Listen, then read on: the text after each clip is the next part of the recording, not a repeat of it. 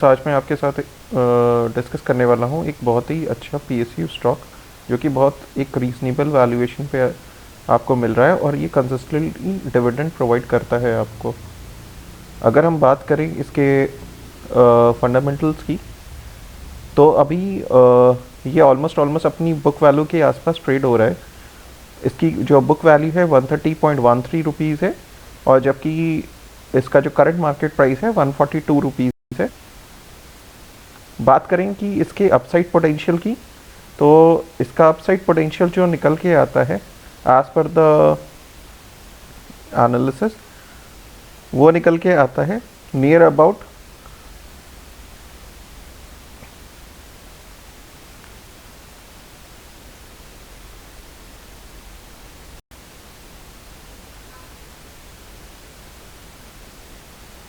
12.42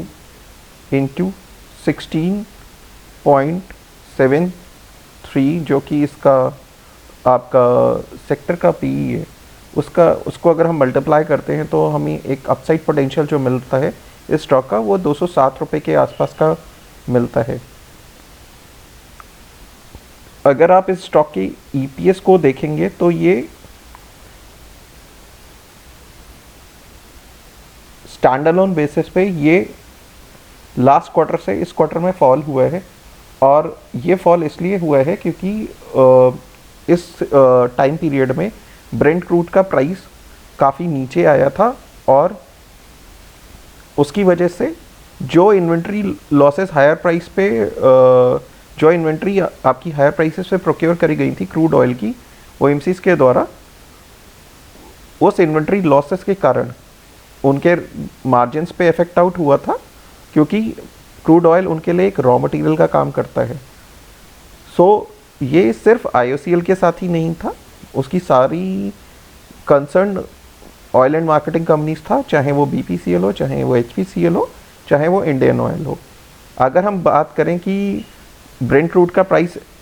अभी के टाइम में $72 पर बैरल चल रहा है। अगर ये प्राइस इसी तरीके से रेंज में कंटिन्यू रहा तो हमें ये नेक्स्ट क्वार्टर जो कि ये दिसंबर में क्लोज होगा तो ये मार्जिन्स इम्प्रूव होते हुए दिखेंगे और हमें हो सकता है कि जनवरी या फरवरी में जब इस क्वार्टर के रिजल्ट्स आउट होंगे तो हमें एक डिविडेंड अनाउंसमेंट भी मिले इंडियन ऑयल की तरफ से। अभी ये कंसिस्टेंटली डिविडेंड प्रोवाइड कर रहा है 8% का। अगर हम बात कर रहे हैं इसके लास्ट पीक की जो कि 6 मंथ्स ने इसने क्रिएट किया था, दैट इज 180 और अभी सारी फ्लक्चुएशंस के बाद भी ये जो इसका जो बॉटम आया है दैट इज़ अराउंड 130 रुपीज़।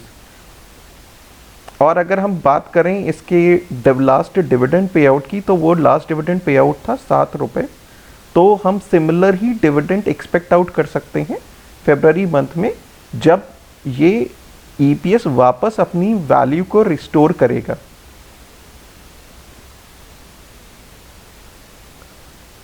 ये कोई बाय सेल रिकमेंडेशन नहीं है, लेकिन ये जो भी सारा है ये फैक्चुअल बेसिस पे है जो कि उसके फंडामेंटल्स रिफ्लेक्ट आउट कर रहे हैं स्टॉक के। अगर बात करें हम इसके शेयर होल्डिंग पैटर्न की तो इसमें पब्लिक शेयर होल्डिंग ऑलमोस्ट 10% के आसपास है जो कि बहुत ही अच्छी बात है क्योंकि मोस्टली सारी institutionals domestic institutions are having 30% और जो फॉरेन इंस्टीट्यूशंस लेके का जो चंक है वो 7.9% का है। रेस्ट सारा जो चंक है मैक्सिमम वो प्रोमोटर्स के पास है जो कि गवर्नमेंट ऑफ इंडिया है, जो कि बहुत ही अच्छी बात है ताकि ये स्टॉक मैनिपुलेट ना हो पाए और आपको बहुत ज़्यादा डाउनसाइड नहीं मिलेगा कभी भी इस स्टॉक के अंदर। अगर इसमें डाउन साइड और वोलेटिलिटी नहीं आने का कारण ये है कि ये स्टॉक मोस्टली गवर्न हो रहा है गवर्नमेंट ऑफ इंडिया के कारण,